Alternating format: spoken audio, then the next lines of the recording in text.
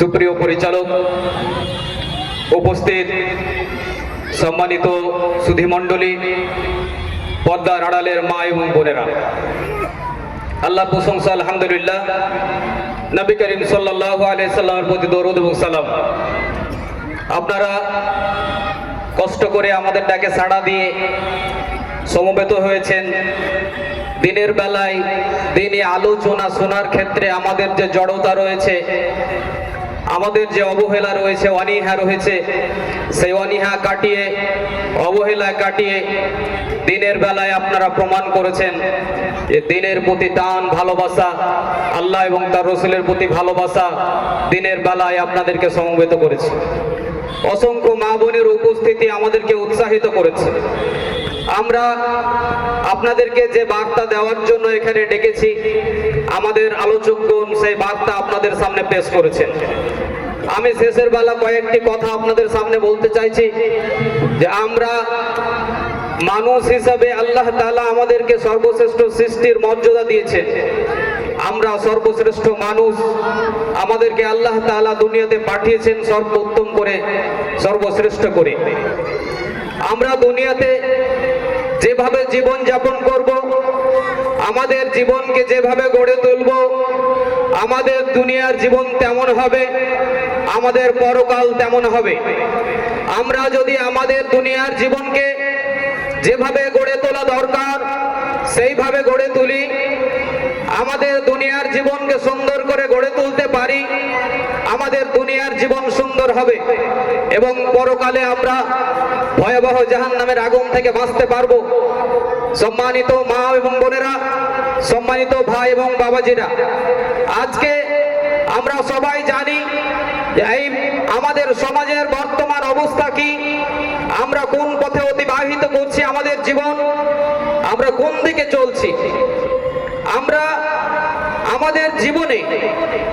আমাদের জীবনের উন্নতির জন্য, আমাদের দুনিয়ার শান্তির জন্য, আমাদের পরকালের মুক্তির জন্য মহান স্রষ্টা আল্লাহ তাআলা যে বিধান দিয়েছেন, সেই বিধান কতটা আমরা মেনে চলছি আমরা সবাই জানি। অথচ সেই বিধানের মধ্যে আল্লাহ যে বিধান দিয়েছেন, স্রষ্টা যে বিধান দিয়েছেন, সেই বিধান মেনে চলার মধ্যেই দুনিয়ার শান্তি এবং আখিরাতের মুক্তি নিহিত রয়েছে। স্পষ্টভাবে আল্লাহ তাআলা বলছেন, হে নবী, আমি তোমার উপরে কিতাব নাজিল করলাম, কিতাবুন আনজালনা ইলাইক, আমি তোমার উপরে যে কিতাব নাজিল করলাম, লিতুখরিজান নাসা মিনাত যুলুমাতি ইলান নূর, সেই কিতাব দিয়ে মানুষকে তুমি নাজাত দেবে, আলোকিত পথ দেখাবে, অন্ধকার থেকে আলোর দিকে নিয়ে আসবে। আল্লাহ আমাদেরকে আমাদের দুনিয়ার জীবনকে সুন্দর করার জন্য, আমাদের পরকালকে সুন্দর করার জন্য আল্লাহ তাআলা বিধান দিয়েছেন, আমাদের স্রষ্টা বিধান দিয়েছেন। এই বিধান পবিত্র কুরআন এবং হাদিস কোন ধর্মীয় সম্প্রদায়ের সম্পত্তি নয়। এই বিধান আল্লাহ প্রদত্ত, এই বিধান আল্লাহর দেওয়া, সমগ্র মানব জাতির মুক্তির জন্য, সমগ্র মানব জাতির মুক্তি এতে নিহিত রয়েছে। আমরা এই বিধানকে যদি মেনে চলি, এই বিধানকে মেনে চলার জন্য চেষ্টা করি, আর এই বিধানকে মেনে চলার ক্ষেত্রে আল্লাহর সাহায্য কামনা করি, আমরা যে দোয়া পড়ি, আল্লাহ তাআলা যে দোয়া শিখিয়ে দিয়েছেন, রব্বানা আতিনা ফিদ দুনিয়া হাসানা ওয়া ফিল আখিরাতি হাসানা ওয়া কিনা আযাবান নার। হে আমাদের প্রতিপালক, আমাদেরকে দুনিয়াতে কল্যাণ দান করুন, আমাদেরকে আখিরাতে কল্যাণ দান করুন, এবং ওয়া কিনা আযাবান নার, এবং জাহান্নামের আগুন থেকে মুক্তি দান করুন। তাহলে জাহান্নামের আগুন থেকে বাঁচার জন্য খুব ভালো করে আমাদের বুঝতে হবে, জাহান্নামের আগুন থেকে বাঁচার জন্য আগে দুটো শর্ত আল্লাহ তাআলা আমাদেরকে, দুটো শর্ত পূরণ করার দুটো পয়েন্ট দিয়েছেন। আমরা লাস্টে বলছি ওয়া কিনা আযাবান নার, আমাদেরকে জাহান্নামের আগুন থেকে বাঁচান, এই কথাটা লাস্টে বলছি। তার আগে দুটো আরো কথা বলছি, আতিনা ফিদ দুনিয়া হাসানা, দুনিয়ার জীবনকে আপনি কল্যাণকর করুন, ওয়া ফিল আখিরাতি হাসানা, এবং আখিরাতের জীবনকে কল্যাণকর করুন, ওয়া কিনা আযাবান নার, এবং আমাকে জাহান্নামের আগুন থেকে বাঁচান। তাহলে দুনিয়ার জীবন কল্যাণকর হবে, দুনিয়ার জীবন হাসানা হবে, আখিরাত হাসানা হবে, অতঃপর আমি জাহান্নাম থেকে বাঁচতে পারবো। আলোচ্য বিষয় হচ্ছে ও আনফুসাকুম ওয়া আহলিকুম নারা, তুমি নিজে বাঁচো এবং তোমার পরিবারকে জাহান্নামের আগুন থেকে বাঁচাও, যে জাহান্নামের আগুন জ্বলবে মানুষ এবং পাথর দিয়ে। সেই জাহান্নামের আগুন থেকে বাঁচার যে প্রেরণা আমরা এই দোয়ার মধ্যে পাচ্ছি। তাহলে জাহান্নামের আযাব থেকে যদি বাঁচতে হয় তাহলে দুটো শর্ত পূরণ করতে হবে। দুনিয়ার জীবনকে হাসানা করতে হবে, আপনারা মুখস্থ করেনি, আমরা সবাই মুখস্থ করি, দুনিয়ার জীবনকে হাসানা, আখিরাতের জীবনকে হাসানা। তাহলে দুনিয়ার জীবনের হাসানা আর আখিরাতের জীবনের হাসানা, এটা আমাদের বুঝতে হবে। হাসানা সুপারলেটিভ ডিগ্রি, হাসান হাসানা মুহসিন যে শব্দটি একই ধাতু থেকে, এর মানে হচ্ছে সর্বোত্তম। দুনিয়ার জীবন হবে উত্তম, আখিরাতের জীবন হবে উত্তম। দুনিয়ার জীবন উত্তম হওয়ার অর্থ হচ্ছে দুনিয়ার জীবনে একজন মানুষ যেমন সফল হবেন তেমনি তিনি সৎ হবেন, পরহেজগার হবেন, দিনদার হবেন, সভ্য হবেন, ভালো মানুষ হবেন। এখন আখিরাতে কিয়ামতের মাঠে 5টি প্রশ্ন করা হবে। কোন মানুষ যদি 5টি প্রশ্নের উত্তর দিতে না পারে, কবরে 3টি প্রশ্ন করা হবে, 3টি প্রশ্নের উত্তর যদি দিতে না পারে, হাসরে দাড়িপাল্লাতে যদি মাপে ফেলিয়ার হয়, যদি পুল সিরাত পেরাতে না পারে, তাহলে কি আমরা কেউ বলবো যে সেই লোকটি হাসানা পেল, সেই লোকটি কল্যাণ পেল? আমরা কি কেউ বলবো?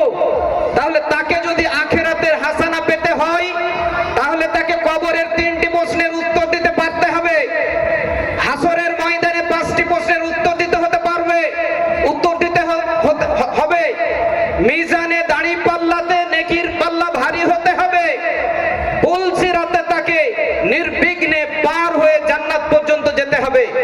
এতগুলো জায়গাতে সে যদি নিজেকে প্রমাণ করতে পারে যে আমি আমার আমল দিয়ে আমি এই 5টি স্তরে পার হতে পেরেছি, তাহলে সে পুল সিরাত পেরিয়ে জান্নাত যেতে পারবে, জাহান্নাম থেকে বাঁচতে পারবে।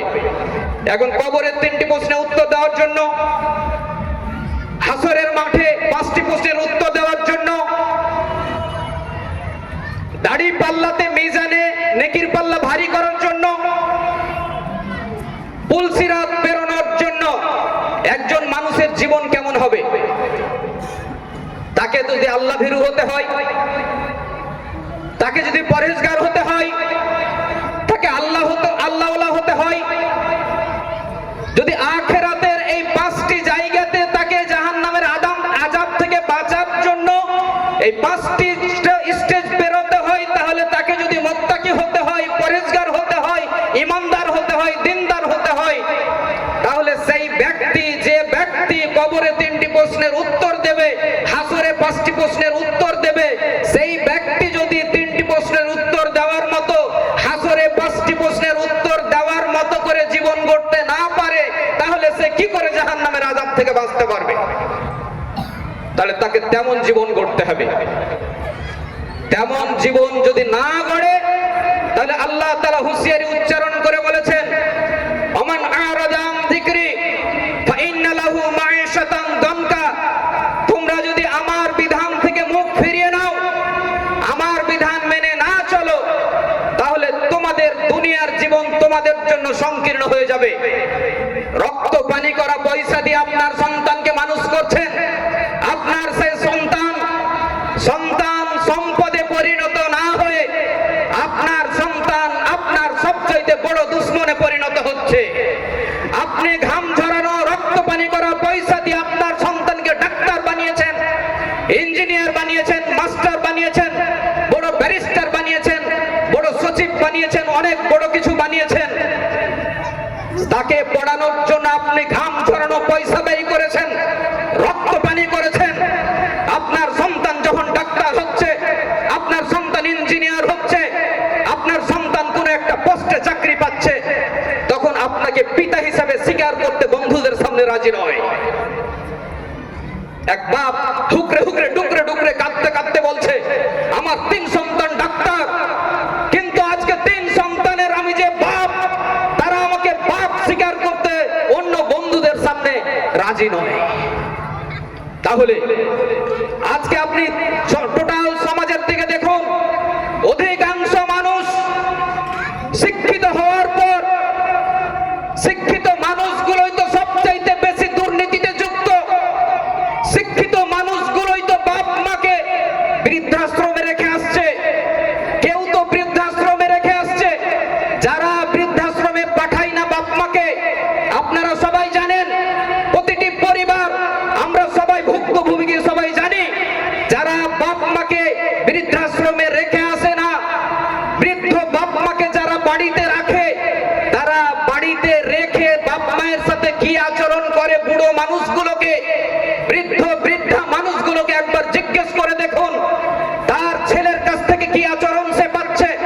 তার ছেলে উচ্চ শিক্ষিত, তার ছেলে অনেক বড় চাকরিজীবী, তার ছেলে অনেক বড় ব্যবসায়িক, কিন্তু তার বাপ মায়ের সাথে উচ্চ শিক্ষিত একজন মানুষ যে দুর্ব্যবহার করে, বাপকে বুড়ো বলে কথা বলে, মাকে বুড়ি বলে, মাকে যে যত খারাপ শব্দ দিয়ে ভাষা দিয়ে বলতে হয় মাকে বলে। অথচ একজন মায়ের সাথে বাপের সাথে কি আচরণ করতে হবে তার নির্দেশ আল্লাহ তাআলা স্পষ্ট ভাবে দিয়েছেন। ওয়ালা তাকুল্লাহুমা ওয়ালা তানহারহুমা ওয়া কুল্লাহুমা কাওলান কারীমা। আল্লাহ তাআলা স্পষ্ট ভাবে বলছেন যে তোমরা তাদের সাথে খারাপ ভাষা দিয়ে কথা বলবে না, চোখ রাঙাবে না, ধমক দেখাবে না, ধমক দেবে না। তাদের সামনে ওয়া কুল্লাহুমা কাওলান কারীমা, তাদের সাথে সম্মানসূচক শব্দ দিয়ে কথা বলবে। ইসলাম এই শিক্ষা দিল, আজকে ইসলাম এই শিক্ষা দিল, আর আমরা বাস্তবে দেখছি এর উল্টোটা। আল্লাহ বলছেন তোমরা তোমাদের বাপ মায়ের সাথে সব থেকে ভালো আচরণ করবে, আর আমরা দেখছি সন্তানের কাছ থেকে সবচাইতে খারাপ আচরণ পাই বাপ মা। যে বাপ মা রক্ত পানি করা পয়সা দিয়ে সন্তানকে মানুষ করেছে, সেই বাপ মা সন্তানের কাছে দুনিয়াতে সবচাইতে বেশি খারাপ আচরণ পাচ্ছে। ইঞ্জিনিয়ার, ডাক্তার, প্রফেসর, ব্যারিস্টার, উকিল, অনেক বড় বড় পদাধিকারী বাপ মায়ের সাথে নোংরা আচরণ করছে। ওই বাপ মা অন্য কোথাও গিয়ে হয়তো সম্মান পায়, ইজ্জত পায়, কিন্তু সন্তানের কাছে ইজ্জত পায় না, সন্তান অবহেলা করে। বৃদ্ধাশ্রমে হয়তো এর চাইতে বেশি সম্মান পায়, যে সম্মানটা বাড়ির ভেতরে বাপ মা পায় না। এর মূল কারণ কি? এর মূল কারণ হচ্ছে ডাক্তার হওয়ার মতো সে পড়েছে, ইঞ্জিনিয়ার হওয়ার পড়া সে পড়েছে, মাস্টার হওয়ার পড়া সে পড়েছে, মানুষ হওয়ার পড়া সে পড়েনি, মুমিন হওয়ার পড়া সে পড়েনি। একজন সভ্য মানুষ হিসেবে তৈরি হওয়ার জন্য যে পড়া দরকার সে পড়া সে পড়েনি। একজন মানুষকে প্রকৃত মানুষ হতে হলে, একজন মানুষকে সভ্য হতে হলে, একজন মানুষকে মানুষের মতো আচরণ করতে হলে তাকে যেমন বর্তমান জেনারেল শিক্ষায় শিক্ষিত হতে হবে, তার চাইতে বেশি শিখতে হবে যিনি তাকে সৃষ্টি করেছেন। আল্লাহকে চিনতে হবে। যে মানুষটি আল্লাহকে চেনে না, সেই মানুষটি বাপ মাকে চিনবে না। যে ব্যক্তি বাপ মাকে চেনে না, সেই ব্যক্তি অন্য কোনো মানুষের সাথে কখনো ভালো আচরণ করতে পারে না।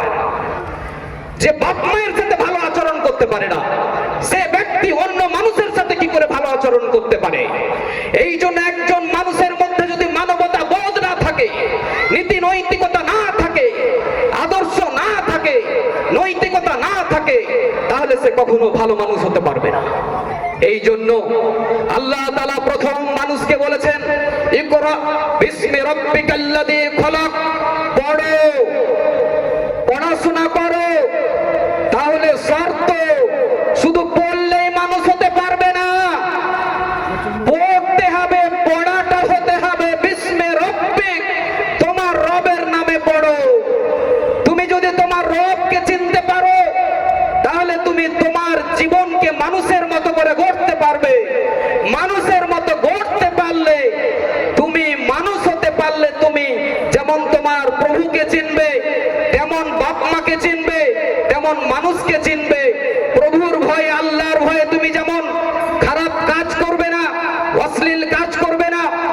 অন্যায় করবে না, দুর্নীতি করবে না, কেলেঙ্কারি করবে না, অন্য জুলুম করবে না, রাহাজানি করবে না, খুনোখুনি করবে না, অবাধ্য হবে না, বিশৃঙ্খলা করবে না, তেমনি তুমি বাপ মায়ের সাথে ভালো আচরণ করবে, মানুষের সাথে ভালো আচরণ করবে।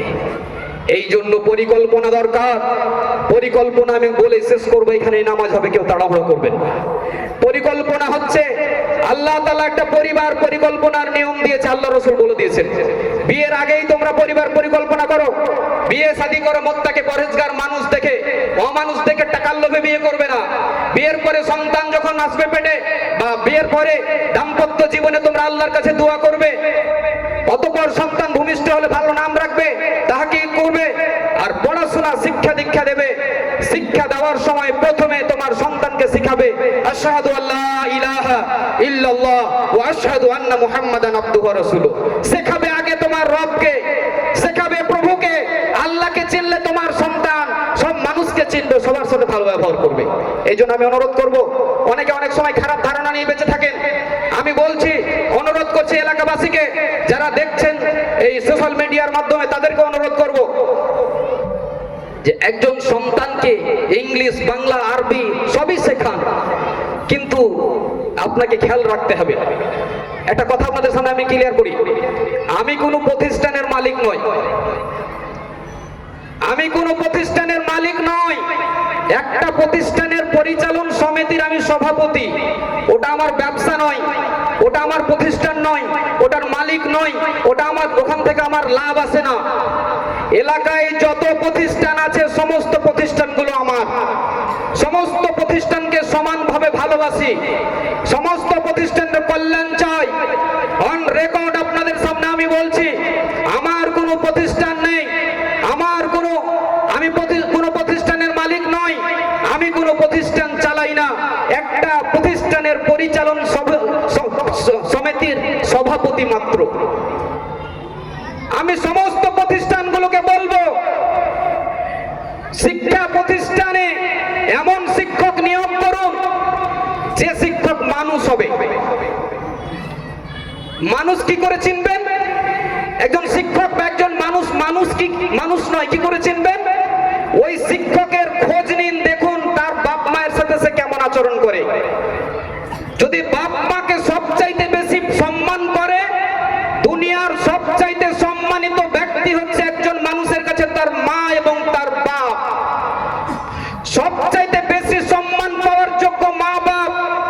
কোন শিক্ষক যদি তার বাপ মায়ের সাথে বেয়াদবি করে, আপনি শিক্ষক, কোন শিক্ষা প্রতিষ্ঠানের দায়িত্বশীল হিসাবে ওই লোকটিকে আপনার শিক্ষা প্রতিষ্ঠানের শিক্ষক হিসাবে নিয়োগ দেবেন না। কোন প্রতিষ্ঠান যদি এমন শিক্ষক দিয়ে শিক্ষা প্রতিষ্ঠান চালায়, আপনারা যদি চান আপনার সন্তানকে মানুষের মতো মানুষ করব, তাহলে সেই প্রতিষ্ঠানকে সাবধান করুন, আপনার শিক্ষক চেঞ্জ করুন। এলাকার সমস্ত শিক্ষা প্রতিষ্ঠানগুলো যদি মানুষ শিক্ষক দিয়ে পরিচালিত হয়, মানুষ কমিটি দিয়ে পরিচালিত হয়, এলাকার সমস্ত শিক্ষা প্রতিষ্ঠান থেকে যদি মুমিন, ইমানদার, পরহেজগার, দিনদার সন্তান আমরা গড়ে তুলতে পারি, এই এলাকার উন্নয়ন হবে। এলাকাতে জুয়া থাকবে না, মদ থাকবে না, খুন থাকবে না, খারাপি থাকবে না, চুরি থাকবে না, ডাকাতি থাকবে না, বদমাশি থাকবে না, কেলেঙ্কারি থাকবে না, রাস্তাঘাট মেরে খাবে না, কোনো ধরনের অন্যায় থাকবে না। এই জন্য যদি আমাদের এই প্রিয় এলাকাকে, প্রতিষ্ঠান যার যার এলাকা সবার, রাজনীতি যার যার এলাকা সবার, ধর্ম যার যার এলাকা সবার, এই এলাকার উন্নয়নের জন্য, এই এলাকার কল্যাণের জন্য আমাদের সবাইকে, আমাদের ব্যক্তিগত জীবন, আমাদের পরিবার, আমাদের সমাজ, আমাদের শিক্ষা প্রতিষ্ঠান, আমাদের রাজনীতি, আমাদের অর্থনীতি, আমাদের সমাজনীতি, আমাদের সমস্ত নীতিগুলোকে কল্যাণমুখী করতে হবে। আর সেটা যদি করতে হয়, তাহলে আমি চ্যালেঞ্জ করে বলছি, আল্লাহর দেওয়া বিধান ছাড়া অন্য কোন বিধানের আলোকে কল্যাণকর কোন সমাজ, কল্যাণকর পরিবার, কল্যাণকর মানুষ, কল্যাণকর শিক্ষা প্রতিষ্ঠান গড়ে তোলা সম্ভব নয়। এই জন্য উদাত্ত আহ্বান জানাচ্ছি, আসুন আমরা সবাই মিলে পবিত্র কোরআন পড়ে দেখি এটা আল্লাহর বিধান, আমরা হাদিস পড়ে দেখি এটা আল্লাহ রসুলের বিধান। পবিত্র কোরআন এবং হাদিসের আলোকে আমরা আমাদের টোটাল সমাজটাকে গড়ে তোলার জন্য সার্বিকভাবে আমরা উদ্যোগ নিই। সমাজের সমাজপতিদেরকে অনুরোধ করব, আপনারা দায়িত্ব পালন করুন। দায়িত্ব পালন করার মাধ্যমে একটা সুন্দর পরিবেশ তৈরি করার জন্য আসুন সবাই মিলে আমরা সচেষ্ট হই। আল্লাহ